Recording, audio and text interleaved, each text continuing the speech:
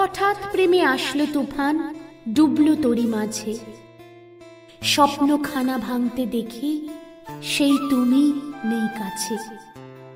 বিনিদ্র রাত জাগবে দুজন, দু চোখ ভেজা ঘুম। আবির রঙে রাঙা হবে ভালোবাসার মরশুম।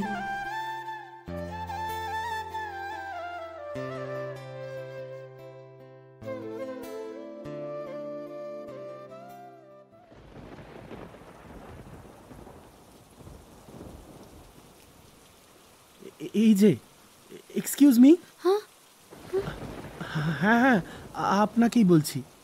আপনি বাইরে দাঁড়িয়ে আছেন কেন? ভিজে যাবেন তো, ভিতরে এসে বসুন। না না, আমি ঠিক আছি।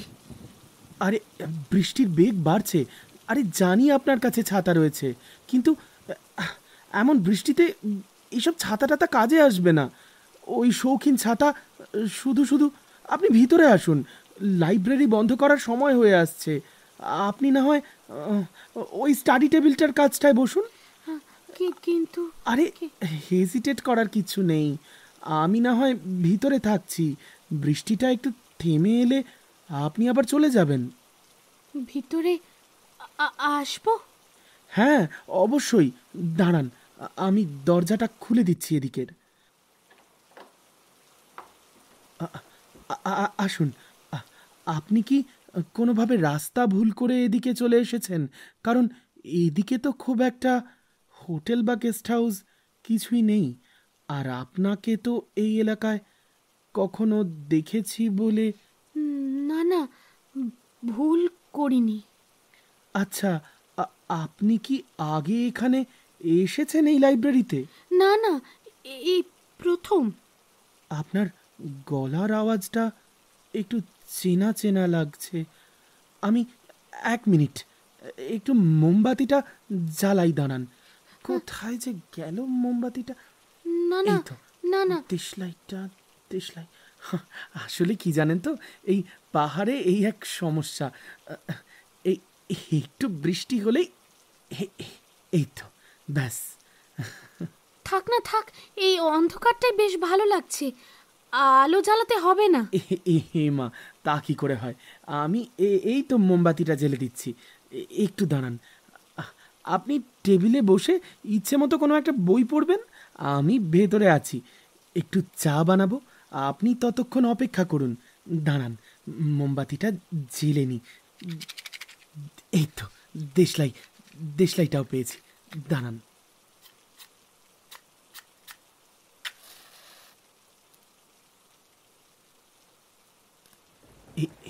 এই কি, তুমি, মানে তুই ইরা? হ্যাঁ রিজু, আমি। তুমি এইখানে, এই পাহাড়ি ছোট্ট গ্রামে? কিন্তু কিভাবে, মানে কোথায় এসেছো, কেনই বা এসেছো? বলতে পারবো, কিন্তু তুমি চাইলে। আমি আমি তো ভাবতেই পারিনি আবার কোনোদিন তোমার মুখ দেখতে পারবো।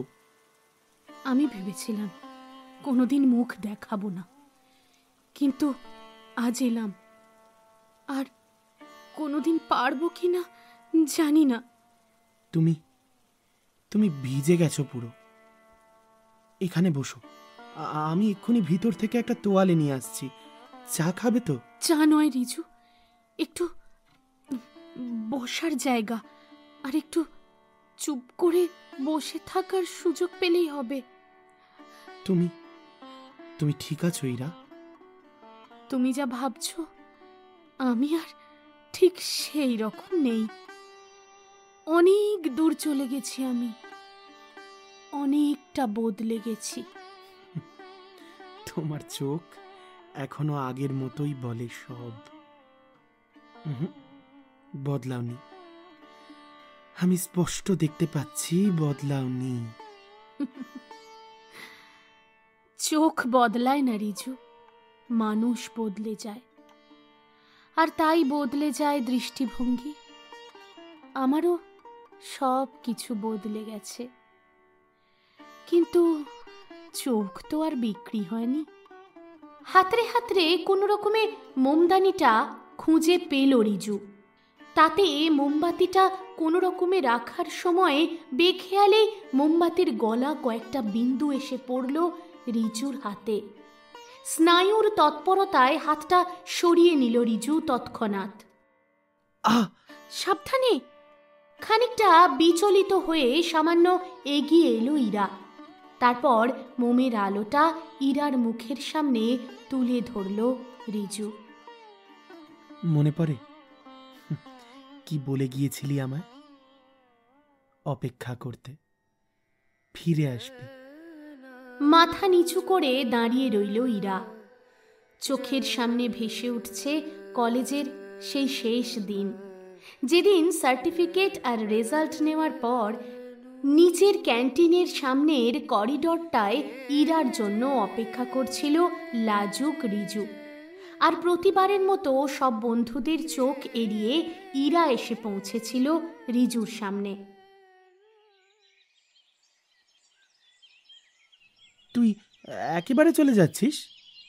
হ্যাঁ রিজু, স্কলারশিপটা পেয়ে গেছি দিল্লি ইউনিভার্সিটিতে। এই সুযোগটা কিছুতেই হাতছাড়া করা যাবে না রে। কিন্তু এখানেও তো অনেক ভালো ইউনিভার্সিটি, অনেক ভালো স্কলারশিপের বন্দোবস্ত করা যেত। আসলে তুই ছাড়া কাউকে বলিনি এখনো, তোকে বলতেই ভয় হচ্ছিল। ভয়? আমার কাছে? হ্যাঁ, তুই তো জানিস না কিছু। আমার জীবনের অনেক কিছুই তো তোকে বলা হয়নি। বেশ, বল এখন।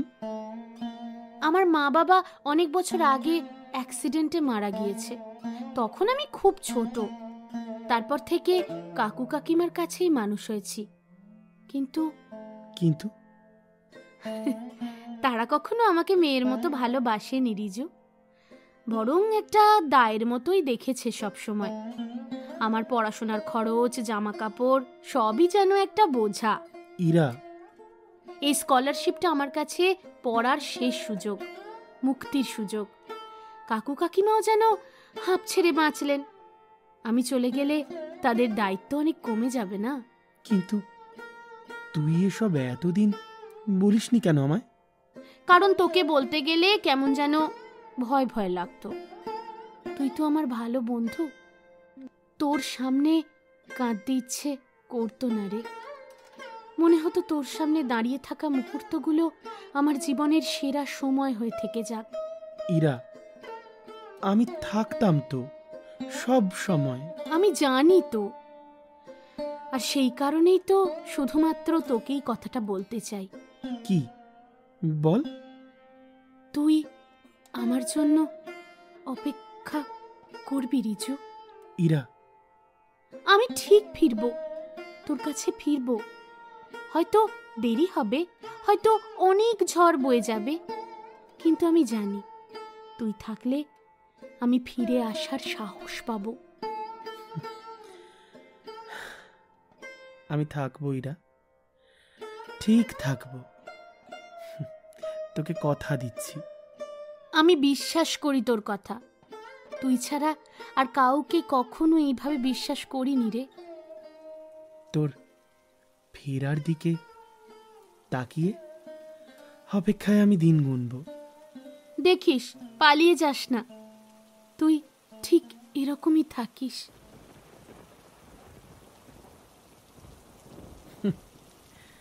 কিন্তু পালিয়ে গেলি তুই, বল। কোনো কথা নেই, বার্তা নেই, হঠাৎ সব যোগাযোগ বন্ধ। মাঝে মাঝে দু একটা ফোন কল, আর তারপর কয়েকটা চিঠি আর তার উত্তর, ব্যাস অতটুকুই। তারপর যত দিন গেছে চিঠির পাহাড় জমেছে, তবু উত্তর আর আসেনি রে। জানিস, হাল তবুও ছাড়িনি আমি। কত লোকে কত কথা বলেছে, আমাদের বন্ধু মহলে তো রীতিমতো ইয়ার্কি ঠাট্টাও করেছে আমাকে নিয়ে, কিন্তু তাও আমি কারোর কথা শুনিনি। দীর্ঘ প্রতীক্ষা করে গেছি। তারপর যখন আস্তে আস্তে সব আশাগুলো নিভে যেতে দেখেছিলাম, তখন একদিন চলে এলাম এই পাহাড়ে, এই নির্জন নির্বাসনে। সরকারি চাকরিটা ভাগ্যিস জুটে গিয়েছিল জানিস। নিশ্চুপ পাথরের মতো দাঁড়িয়ে ছিল ইরা। ওর কাছে কোনো উত্তর নেই। ও আজ শুধুমাত্র শ্রোতা, কথা দিয়েও কথা রাখতে পারেনি যে। বাইরে উথাল পাথাল বৃষ্টিটা যেন আরো বেশি বেপরোয়া হয়ে উঠেছে। মনের ভিতরের ঝড় যেন সাইক্লোনের মতো আছড়ে পড়বে এক্ষুনি। হঠাৎ একটা দমকা হাওয়ায় মোমবাতির আলোটা নিভে গেল। প্রচন্ড ভয় পেয়ে ইরা অতর্কিতে জড়িয়ে ধরল রিজুকে। রিজু এক ঝটকায় আরো কাছে টেনে নিল ইরাকে। এই দিনটার অপেক্ষাতেই তো এত দিন ধরে এত কিছু সহ্য করে মুখ বুজেছিল রিজু। নমস্কার ভালোবাসার মরশুমের বন্ধুরা, কেমন আছেন সবাই? অবশেষে প্রচণ্ড দাবদাহের পর বৃষ্টি এসেছে। জানি ক্ষণিকের স্বস্তি, তবু যখন যতটুকু পাওয়া যায় সেটুকু তো উপভোগ করে নিতেই হয়, তাই না? যাই হোক, চলুন আজ আর বেশি কথা না বলে চটপট শুরু করব আজকের গল্প। আজকের গল্প অবশেষে ভালোবেসে। গল্পের লেখক আমি প্রীতম, আর গল্প পাঠে রোজকার মতো অন্তরা। আর আজ অন্তরার সঙ্গে অন্যান্য চরিত্রে রয়েছে অনিন্দিতা, শুক্লা, ইন্দ্রজিৎ এবং আমি তোমাদের বন্ধু প্রীতম। তবে দাঁড়াও, গল্প শুরুর আগে আরও একবার মনে করিয়ে দিই। শুনছ তো ভালোবাসার মরশুমের নতুন ভূতের গল্পের চ্যানেল ভূত চর্চা। আমরা ভূত চর্চা চ্যানেলে প্রতি শনিবার রাত্রি 11টায় একটা করে হাড় হিম করা ভূতের গল্প নিয়ে হাজির হই, শুধুমাত্র তোমাদের জন্য। কি বলছো? এখনও চ্যানেলটা সাবস্ক্রাইব করা হয়নি? লিংক দিয়ে রাখলাম ডেসক্রিপশানে, চটপট সাবস্ক্রাইব করে নিও কিন্তু। চলো শুরু করি গল্প অবশেষে ভালোবেসে। এতক্ষণে গল্পের চরিত্রদের সঙ্গে তো আপনাদের পরিচয় হয়েই গিয়েছে, তবু ওদের সম্পর্কে সংক্ষেপে দু একটা কথা বলেই রাখি। আপনারা যদিও সবটাই বুঝতে পেরেছেন হয়তো এতক্ষণে। ইরা, পুরো নাম ইরাবতী মিত্র। বাবা মাকে হারিয়েছে ছোটবেলায় একটা অ্যাক্সিডেন্টে। তারপর কাকা কাকিমার ঘাড়ে বোঝা হয়ে রয়েছে, অন্তত কাকা কাকিমা সেই রকমই মনে করেন। তবুও এই সম্পত্তির ভাগাভাগির দিকে তাকিয়ে ওনারা এই বোঝা বয়ে নিয়ে চলেছেন। মুখ চোরা, লাজুক, শান্ত স্বভাবের, তবে প্রচণ্ড মেধাবী। আর অন্যদিকে রিজু ভট্টাচার্য, শান্ত, লাজুক, মেধাবী ছাত্র। ওদের দুজনের অনার্সের সাবজেক্ট একই। ওরা দুজনেই কেমিস্ট্রি অনার্স করছে। সেই সূত্রেই ওদের আলাপ কলেজে এসে। তারপর সেখান থেকে কোথাকার জল কোথায় গড়িয়েছে সে তো আপনারা গল্প শুনতে শুনতেই বুঝতে পারবেন।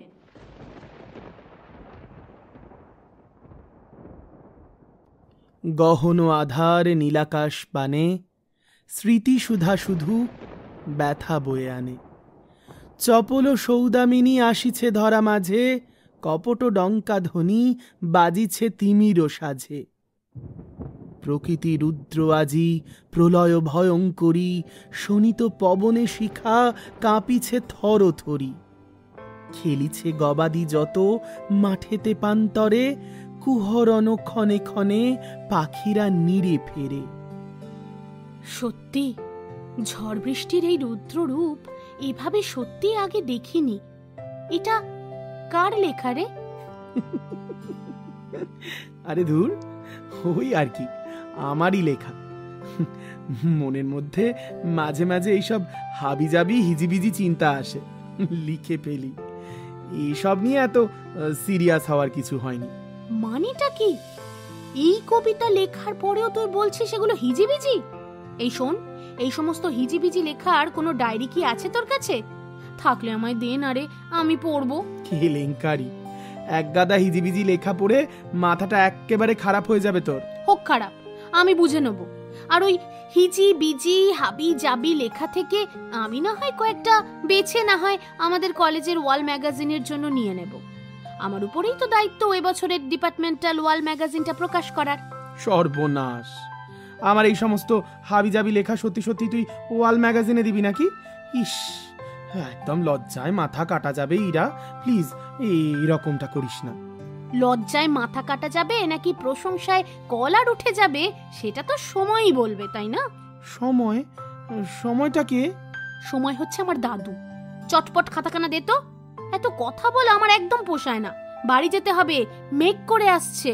সে কি রে, ওই দেখ বৃষ্টি নামলো, এখনই বেরোতে পারবি নাকি? ইস, দেরি হলে সমস্যায় পড়বো। ছাতাটাও তো আনিনি। এমা, আমি এনেছি, চল না তোকে বাস স্ট্যান্ড পর্যন্ত পৌঁছে দিই। হ্যাঁ হ্যাঁ, সেই ভালো।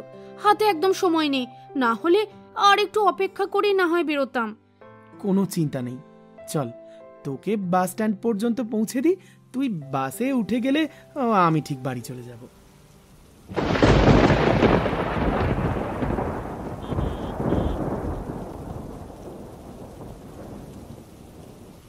হে বাবা, আমার মাথায় ছাতা ধরতে গিয়ে তো তুই ভিজে যাচ্ছিস। আরে না রে বাবা না, এমনিতে বৃষ্টি ভিজতে আমার ভালোই লাগে। হ্যাঁ, সেই বৃষ্টিতে ভিজলে তবেই না ওরকম কবিতা বেরোয়, তাই না রে? তুই কিন্তু বাড়াবাড়ি করছিস, এইগুলো মোটেও তেমন কিছু লেখা নয়। এবার কিন্তু সত্যি সত্যি আমার লজ্জাটা বেড়েই চলেছে। এই ওই দেখ বাস চলে এলো। লজ্জা পেলেই তোকে ভারী ভালো দেখায়। আসলে ছেলেদের তো লজ্জা পেতে দেখিনি। ছেলেদের লজ্জা পেতে দেখে সমাজ মেনে নেয় না রে। যে সমাজ এত কিছু মানে না সেই সমাজকে আমার পুরো আঙুল। পাগল একটা। ব্যাস, এই কথাটুকু বলতে বলতে তুই উঠে গেলি সেদিন বাসে, আর আমি অনেকক্ষণ তাকিয়ে রইলাম তোর চলে যাওয়ার দিকে। তারপর আমি টুকটুক করে হাঁটতে হাঁটতে বাড়ির দিকে যেতে শুরু করলাম। জানিস, অনেকটা রাস্তা, সাধারণত এই রাস্তাটা হেঁটে যাই না কখনো, কিন্তু সেদিন কেমন যেন হেঁটেই চলে গেলাম। তোর সঙ্গে কথা বলার স্মৃতি তখনও মনটাকে ভীষণ খুশিতে ভরিয়ে রেখেছে। কি করে যে অতটা রাস্তা কেটে গিয়েছিল সময়টা খেয়ালই করিনি। আমারও একই অবস্থা হয়েছিল জানিস। বাসে করে বাড়ি ফেরার রাস্তাটা আমারও একই রকম ভালো লাগার অনুভূতি কাজ করছিল মনে। আজও খুব মনে আছে রে সেই বৃষ্টি ভেজা দিনটার কথা। তুই জানিস ইরা, এতগুলো বছর শুধু একটা কথাই নিজেকে বুঝিয়ে এসেছি, তুই ফিরে আসবি। আমি ফিরতে চেয়েছিলাম রিচু, কিন্তু ফিরতে পারিনি। কেন কেন কেন পারলি না? আমি তো অপেক্ষা করেছিলাম, বল। একটাও চিঠি, একটাও ফোন, কিচ্ছু না। আমি জানি তুই কষ্ট পেয়েছিস, কিন্তু কিন্তু আমি। তুই তো বলেছিলি ফিরবি, শুধুমাত্র আমার জন্য ফিরবি। তাহলে বিশ্বাস কর, চেষ্টা করেছিলাম, বিশ্বাস কর। দিল্লিতে প্রথম তোর চিঠির উত্তরও দিতাম, ফোন করতাম, কিন্তু সময়ের সাথে সব অস্পষ্ট হয়ে গেল। তুই অস্পষ্টতার কথা বলছিস? আমি আরো স্পষ্ট হয়ে উঠলাম তোর স্মৃতিতে। জানিস ইরা, আমি নিজের জীবনটা গুছিয়ে নিয়েছিলাম শুধুমাত্র এই বিশ্বাসে যে তুই ঠিক একদিন ফিরে আসবি। আমি খুব সমস্যায় পড়েছিলাম রিজু। দিল্লির রঙিন ভিড়ে আমি একেবারে একা হয়ে পড়েছিলাম। টাকা ছিল না, পেটে খাবার ছিল না। এমনও দিন গেছে রাতে শুধু জল খেয়ে ঘুমিয়েছি। তুই তো একবার আমাকে বলতে পারতিস, আমি কিছু একটা করতাম। কি করতিস রিজু? তুই নিজেও তখন স্ট্রাগল করছিলি, আমি তো চাইনি তোর কাঁধে আরো একটা বোঝা চাপিয়ে দিতে। আমার কাছে এটা কোনো বোঝা নয় ইরা। আমি তো তোর ভালোবাসা। আমার কাঁধে তুই ভর দিতে পারতিস না? হ্যাঁ, তুই পারতিস, জানি। কিন্তু আমার আত্মসম্মান তখন আমাকে বলতো, ফিরবি তখনই যখন কিছু হতে পারবি। আমি সেই কিছু আর হতেই পারলাম না। তার মানে তুই এখন যা হয়েছিস সেটা তুই চাসনি? কোনো মেয়ে এমন জীবন চায় না রে, কোনো মেয়ে চায় না। এক সময় এমন অবস্থা হয়েছিল যেখানে না বলার উপায় ছিল না। যারা আমাকে সাহায্য করেছিল তাদের শর্তও এটাই ছিল। তুই কেন সেদিন আমায় শর্তহীনভাবে ডাকলি না? কারণ তখন নিজেকেই আর ডাকতে পারছিলাম না রিজু। তুই তো জানিস আমি কতটা শক্ত মেয়ে ছিলাম, কিন্তু দিল্লি শহর, দারিদ্রতা সবকিছু আমাকে গিলে ফেলেছিল। তুই আজও আগের মতোই আছিস। গলা কাঁপছে তোর, চোখ বলছে তুই ফিরতে চাস। তাহলে আয় না, ফিরে আয়। তুই পারবি সব ভুলে যেতে? পারবো না, ভুলতে পারবো না কিচ্ছু, কিন্তু তোর হাতটা শক্ত করে ধরতে পারবো। আবার নতুন করে শুরু করতে পারবো আমরা। তোর মনে আছে রিজু, যখনই নতুন পেন দিয়ে কিছু লিখতাম আমার ডান হাতটা কিরাম কালিতে ভরে যেত? সব মনে আছে। আর সেই কালির দাগ কিছুতেই উঠত না। ঘষে মেজে খুব কষ্ট করে কালির দাগ তুলতাম। এখন সেই কালি আর নেই, কিন্তু দাগটা উঠে না। তুই সেই দাগের সঙ্গে বাঁচতে পারবি না রে। তুই থাকলে তোর সেই সমস্ত দাগ মুছে আবার তোর আগের মতো হাতটাকে রঙিন করে দিতে পারি। তুই কেন এতটা নিঃস্বার্থ রয়ে গেছিস বলতো? কারণ তুই তো আমার শেষ চিঠি ছিলি, যেটার উত্তর কোনো দিন এলো না, কিন্তু আমি তো তবু তা আগলে রেখেছি। তবু আজ আমি তোকে বলছি, আমার আর ফেরার কোনো রাস্তা নেই রিজু। আমার পরিচয় আমাকে ফিরতে বাধা দেবে। কেন কেন কেন কেন? তুই কি এমন পরিচয় তৈরি করেছিস? কিসের এত বাধা? তুই আর ফিরে আসতে পারবি না কেন? এভাবে বেঁচে থাকতে চেয়েছিলি তুই? কে চায় রিজু? একটা মেয়ে হিসাবে, একজন ধনী ব্যবসায়ীর রক্ষিতা হিসাবে বেঁচে থাকতে কে চায়? এসব তুই কি বলছিস ইরা? এসব কথার মানে কি? আমি তো কিছুই বুঝতে পারছি না। তুই বুঝতে পারছিস না? কোথা থেকে আমি ফিরে এসেছি বুঝতে পারছিস না? এই যে আমি বেঁচে আছি, তোর সামনে দাঁড়িয়ে আছি, কথা বলছি। হয়তো এটাই আমার কপালে লেখা ছিল। মানে আমি এখন একজন ধনী ব্যবসায়ীর রক্ষিতা। আমি তার বাড়িতেই থাকি, তার শর্তে, তার খেয়ালে। আর এই যে বাস্তবটা বড় কঠিন রিজু, তুই সইতে পারবি না। কি বলছিস তুই এসব? আমি তো কিছুই বুঝতে পারছি না। তুই জানিস না কি পরিস্থিতির মধ্যে আজ আমি দাঁড়িয়ে আছি, জানিস না। কিন্তু তুই তো বলেছিলি স্কলারশিপ পেয়েছিলি, আর সেই কারণেই তুই দিল্লি চলে যাচ্ছিস। তাহলে হঠাৎ করে এসব কি হয়ে গেল? গিয়েছিলাম, শুরুতে সব ঠিকঠাকই ছিল, তারপর ফান্ড বন্ধ হয়ে গেল। কাকু কাকিমা বলল ফিরে আয়, বিয়ে দিয়ে দেব। কিন্তু আমি ফিরতে চাইনি। আমি আমার স্বপ্নগুলোকে সত্যি করতে চেয়েছিলাম, কারণ আমি জানতাম তখন ফিরে এলেও তোর সঙ্গে থাকা হবে না। আমাকে নিজের পায়ে দাঁড়াতে হবে। আমি তো তোকে কথা দিয়েছিলাম কিছু একটা হয়ে তবে ফিরব। তাহলে তাহলে আর কি? আমার ওই পরিস্থিতিতে এক বন্ধু বলল যে ওদের একটা এজেন্সিতে আমাকে কাজ দেবে। কিছুই নয়, ওই কিছু বারে ড্রিঙ্ক সার্ভ করতে হবে, নিরাপদ কাজ। আমি রাজিও হয়ে গেলাম। পেটে ভাত ছিল না, গায়ে ছেঁড়া জামা কাপড়।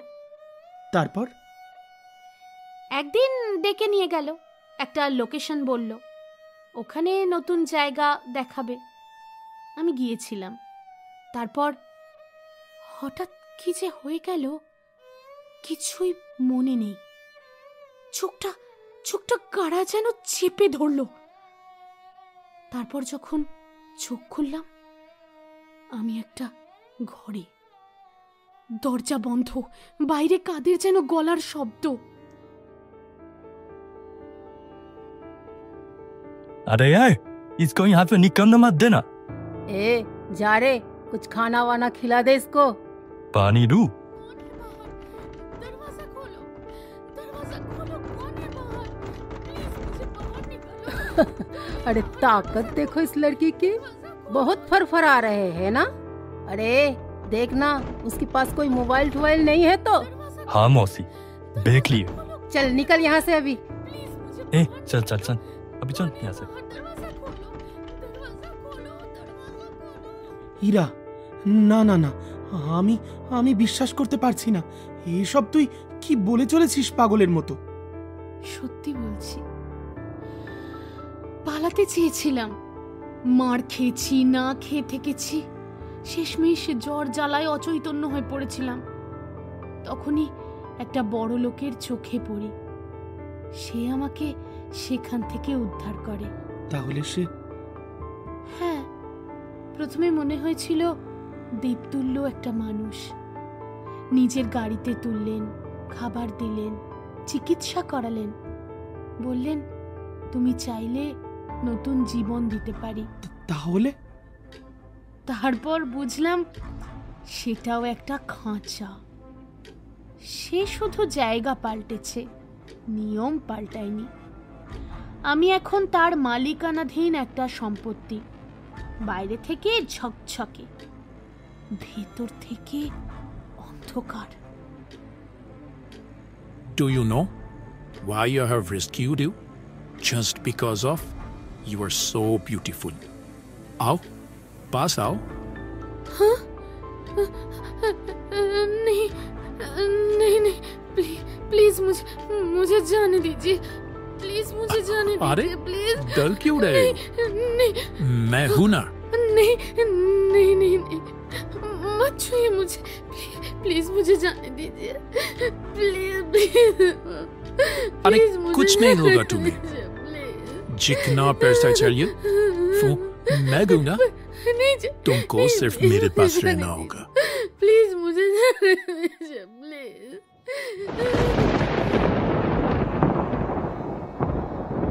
আমি আমি কোথায় ছিলাম ইরা? কেন তোকে খুঁজে পেলাম না? তুই কি করতিস রিজু? তখন তো তোর হাতে কিছুই ছিল না।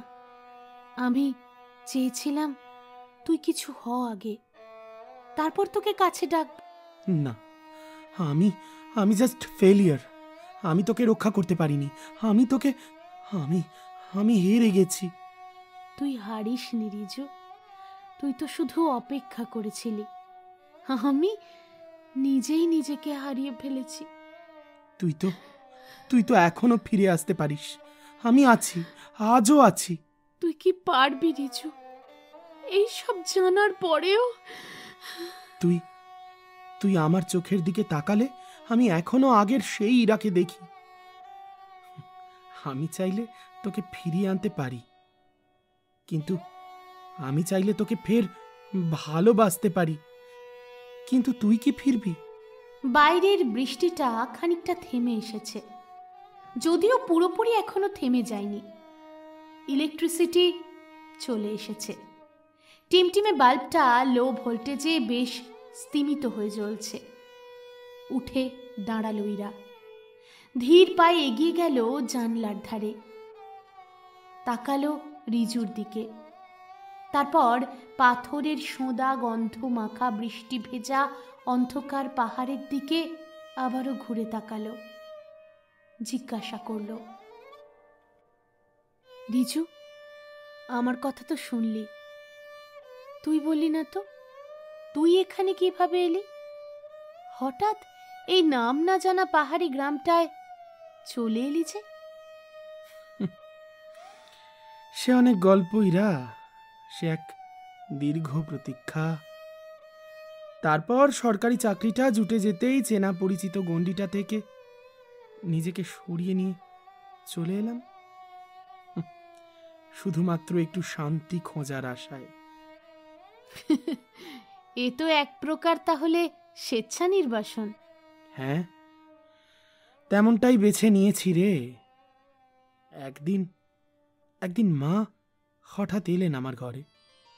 দুপুরের পড়ন্ত রোদে উদাস উদাস চোখে বাইরের নীল আকাশটার দিকে তাকিয়ে বসেছিলাম, জানিস, তোর কথাই ভাবছিলাম। হঠাৎ সম্বিত ফিরল মায়ের ডাকে। রিজু, আবার সেই তুই সকাল বিকেল এক কোণে বসে থাকিস, খাওয়া দাওয়া ঠিক মতো করিস না, রাত জেগে থাকিস। এটা কি চলতে পারে? মানে কি ভাবছিস তো সেই একই জিনিস নিয়ে, তাই তো? আমি ঠিক আছি মা, একটু সময়টা অন্যরকম চলছে, তাই বেশি ভাবছি হয়তো। তুমি বুঝতে পারো তাই না মা? আমি তোর মা রিজু, সব বুঝি। তোর চোখের নিচে কালি, কথাবার্তায় অসংলগ্ন ভাব, আমি না বুঝলে কে বুঝবে বলতো? ও বলেছিল ফিরে আসবে, আমি কথা দিয়েছিলাম অপেক্ষা করব। তুই তো অপেক্ষা করেছিস, অনেক করেছিস, কিন্তু সে কি ফিরে এসেছে রে? না।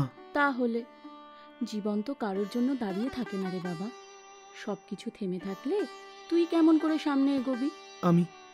আমি পারবো না মা, আমি ওকে ছাড়া কিছুই ভাবতে পারি না। ভাবতে শিখতে হবে। আমি তোকে হারতে দেখতে চাই না। আমি চাই তুই নিজের পায়ে দাঁড়া, তোর নিজের একটা জীবন হোক। তুমি বলছো আমি ভুলে যাই? না, আমি তোকে ভুলতে বলছি না। আমি চাই তুই নিজেকে মনে রাখ। যে রিজু ছোটবেলায় বইয়ের পাতায় ডুবে থাকতো, যে নিজের লেখা নিয়ে স্বপ্ন দেখতো, সেই ছেলেটাকে আমি আবার দেখতে চাই। কিন্তু আমি কোথা থেকে শুরু করব মা? সরকারি চাকরির জন্য পড়াশোনা শুরু কর। তোর মাথা ভালো, মন আছে, আমি জানি তুই পারবি। তুমি সত্যি মনে করো আমি পারবো? হ্যাঁ, আমি জানি তুই পারবি, কিন্তু তোকে তো চেষ্টা করতে হবে। আমি আছি তো তোর পাশে। ঠিক আছে মা, আমি চেষ্টা করব। এই তো আমার ছেলের মতো কথা। কাল থেকে শুরু কর তো পড়া। বই আমি এনে দেব। সরকারি চাকরির পরীক্ষা দিবি তুই। প্রয়োজনে চেনা পরিচিত এই গণ্ডি থেকে অনেক দূরে চলে যাবি চাকরি পেয়ে। দেখবি তুই খুব ভালো থাকবি। একটা কথা মা। কি বল? আচ্ছা, তুমি কি সত্যিই ভাবছো আমি একদিন সব ভুলে যাব?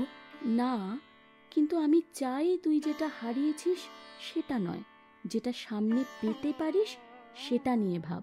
ঠিক আছে মা, আমি আবার শুরু করব। তারপরেই শুরু হলো আমার নিজের সঙ্গে নিজের যুদ্ধ। শুধুই কি তাই, বাইরে বন্ধু বান্ধবরাও বলা শুরু করলো, জানিস, যে তুই আর কখনো ফিরবি না। আমারও কোথাও কোথাও একটা সেটাই বিশ্বাস হয়ে যেতে শুরু করলো, হয়তো তুই সত্যিই আর ফিরবি না। শুধুমাত্র একটা দীর্ঘশ্বাস ফেলে ইরা তাকালো রিজুর দিকে। কে কি বলেছিল তোকে? কার কথায় আঘাত পেয়েছিস তুই? সে অনেক কথা, অনেকে অনেক কিছু বলেছিল। মনে আছে তোর সেই ফর্সা রোগা চেহারার সুনন্দকে? একদিন আমার সঙ্গে দেখা করতে এসে সুনন্দ বলল, আরে রিজু, শুধু শুধু একটা মেয়ের জন্য জীবনটাকে নষ্ট করছিস। কি হবে বেকার ভেবে? আরে সে তো স্কলারশিপ পেয়ে কেরিয়ারে উন্নতি করতে চায়, আর তার কাছে এসব রিলেশন নিতান্ত নগণ্য ব্যাপার। আর তুই এখনো তার একটা ছোট্ট কথাকে ধরে বসে আছিস। সত্যি বাবা, পারিসও? না, আমার বিশ্বাস হয় না, এই কথা আমার বিশ্বাস হয় না। ইরা ফিরে আসবে। ও যখন বলে গেছে, আমাকে কথা দিয়ে গেছে, আমাকে অপেক্ষা করতে বলেছে, তখনও কথা দিয়ে কথা রাখবে, দেখিস। দূর দূর, ছাড় তো, এসব থেকে বেরিয়ে নিজের কেরিয়ারের কথা ভাব। তুই নিজেও তো পড়াশোনায় খারাপ নোস, নিজের কেরিয়ারটা এবার একটু। না রে, আর কিছু বলতে পারিনি। সেদিন তো আমার কাছে আর কোনো উত্তর ছিল না, কিন্তু জানিস, বিশ্বাসটুকু ছিল। জানতাম তুই ফিরে আসবি। আর আজ দেখ, সত্যি সত্যি তুই ফিরে এলি। আমি জানি তুই কথা দিয়েছিলি, যখন কথা রাখবি। আর বিলম্ব নয়, এবার ঘুরে দাঁড়ালো ইরা। ফিরতে হবে ওকে। শুধু একবার যাওয়ার আগে, রিজু, তুই জানিস তো, তুই এখনো আমায় আগের মতোই দেখিস, কিন্তু আমি তো আর আগের মতো নেই। ইরা, তোকে দেখে যা মনে হয়, তুই এখনো সেই ইরাই আছিস, যে আমার জন্য ফিরে আসতে চাস, যে এখনো আমার অপেক্ষাকে মিথ্যে হতে দেবে না। বলেছিলাম তো, মন থেকে বলেছিলাম, কিন্তু মন দিয়ে তো আর বাস্তব চলে না রিজু। তাহলে এখন তুই ফিরতে পারবি না কেন? কারণ আমার ফেরা মানেই তোর বিপদ। সেই মানুষটা যার সঙ্গে আমি এখন থাকি, সে এখানে একটা রিসর্ট বানাচ্ছে এই পাহাড়ে। আজকাল ওর অনেক কাজ এই অঞ্চলে। মানে সে এখানেই আছে? হ্যাঁ, আর আমি এসেছি ওর সঙ্গে। ওর কাজ থাকতে আমি বেরিয়েছিলাম একটু হাঁটতে। এই লাইব্রেরিটার কথা অনেকদিন আগেই শুনেছিলাম। পাহাড়ে লাইব্রেরি কেমন হয় দেখতে এসেছিলাম। আর তারপর তোর নামটা রেজিস্টারে দেখে বুঝে ফেললাম তুই এখানেই আছিস। ভাবলাম ফিরে যাব, কিন্তু পারলাম না। তোকে একবার দেখতে বড্ড ইচ্ছে হলো যে, কিন্তু তারপরে ভাবলাম না দেখা দেওয়াই ভালো। চলেই যাচ্ছিলাম, কিন্তু তোর চোখে পড়ে গেলাম। তুই জানিস, তুই এসেছিস বলেই আমার আজও মনে হচ্ছে তুই এখনো আমায় ভালোবাসিস। ভালোবাসি তো, কিন্তু ভালোবাসা আর ফিরে যাওয়া এক না। এখন আমি যদি তোকে আঁকড়ে ধরি, হয়তো মুহূর্তটা খুব আবেগময় হবে, কিন্তু কাল কি হবে? কাল যদি উনি জানতে পারেন আমি তোর সঙ্গে, উনি তো যা খুশি তাই করে ফেলতে পারেন। তুই জানিস না উনি কতটা বিপজ্জনক। তোর এই সরল জীবনে আমি বিষ এনে দিতে পারবো না রিজু। তবু তুই এসেছিস, তার মানে আজও কিছু তো আছে। কিন্তু আমি চাই না তুই সেটা ধরে রাখিস। আমি একটা গল্পের পাতায় পড়ে থাকা চরিত্র রিজু। আমাকে আবার পড়তে গেলে বইটা পুড়ে যেতে পারে। তাহলে চলে যাচ্ছিস? হ্যাঁ, বৃষ্টি থেমে গেছে, এখন ফিরতে হবে। আর ফিরবি না? না, আর না, এটাই শেষ দেখা। তুই ভালো থাকিস রিজু, সত্যি বলছি, তুই ভালো থাকিস। ইরা আসছি রিজু, ইরা, আমি আসছি।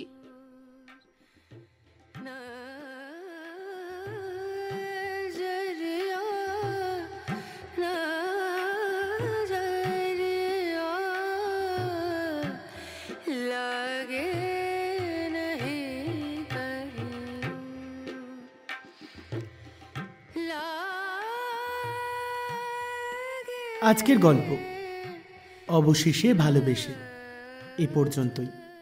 যদি আপনাদের গল্পটা ভালো লেগে থাকে তাহলে অবশ্যই একটা লাইক আর কমেন্ট করে যেতে কিন্তু ভুলবেন না।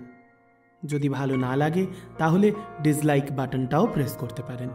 আর যদি আপনি আমাদের চ্যানেলে আজ প্রথমবার গল্প শুনে থাকেন এবং ভালোও লেগে থাকে, তাহলে অবশ্যই আপনাকে অনুরোধ জানাবো আমাদের চ্যানেলটা সাবস্ক্রাইব করে নোটিফিকেশন পাওয়ার জন্য বেল আইকনটা প্রেস করে দিতে ভুলবেন না। এবার চলে আসব গত পর্বে যে 10 জন সঠিক উত্তরদাতা সঠিক উত্তর দিয়েছিলেন তাদের নাম ঘোষণায়। তারা হলেন মোহিনী ভট্টাচার্য, জয়শ্রী কুমারী, সোনাই সামন্ত, প্রীতম, ফাল্গুনী পাল, শিউলি, বর্ষা বাগ, রুমা দে, সৌমদীপ দাস, তরিকুল ইসলাম শুভ সহ অনেকেই। এবার চলে আসব আজকের পর্বের প্রশ্নে। তবে তার আগে আরও একবার মনে করিয়ে দিই, ভালোবাসার মরশুম আপনাদের জন্য নিয়ে চলে এসেছে নতুন ভূতের গল্পের চ্যানেল ভূত চর্চা। শুধুমাত্র শনিবার রাত্রি 11টায় একটা করে হাড় হিম করা ভূতের গল্প নিয়ে আমরা হাজির থাকছি সেই চ্যানেলে। চ্যানেলটা যদি এখনও সাবস্ক্রাইব করা না হয়ে থাকে তাহলে এই গল্পের ডেসক্রিপশন বক্সে দিয়ে রাখলাম চ্যানেল লিংক। সাবস্ক্রাইব করে রাখুন আর উপভোগ করুন ভূতের গল্প প্রতি শনিবার রাত্রি ঠিক 11টায়। এবার চলে আসি আজকের পর্বের প্রশ্নে। আজকের প্রশ্ন, রিজুর যে বন্ধু বারণ করেছিল অপেক্ষা করতে, সেই বন্ধুর নাম কি? যদি গল্পটা মন দিয়ে শোনা হয়ে থাকে তাহলে এই প্রশ্নের উত্তর খুবই সহজ। তাই চটপট অপেক্ষা না করে টাইপ করে ফেলুন সঠিক উত্তর শুধুমাত্র কমেন্ট বক্সে। কথা দিচ্ছি প্রতি পর্বের মতো আগামী পর্বেও প্রথম 10 জন সঠিক উত্তরদাতার নাম ঘোষণা করব আমি। আজ তবে এ পর্যন্তই। কথা হচ্ছে আগামী মঙ্গলবার দুপুর 3:30 আর আগামী শুক্রবার রাত্রি 8টায়। তবে তার আগে আগামীকাল অর্থাৎ শনিবার ভূত চর্চায় রাত্রি 11টায়। ভালো থাকবেন সকলে। আর এখন থেকে ভালোবাসার মরশুমের পাশাপাশি ভূত চর্চাকেও সঙ্গে রাখবেন।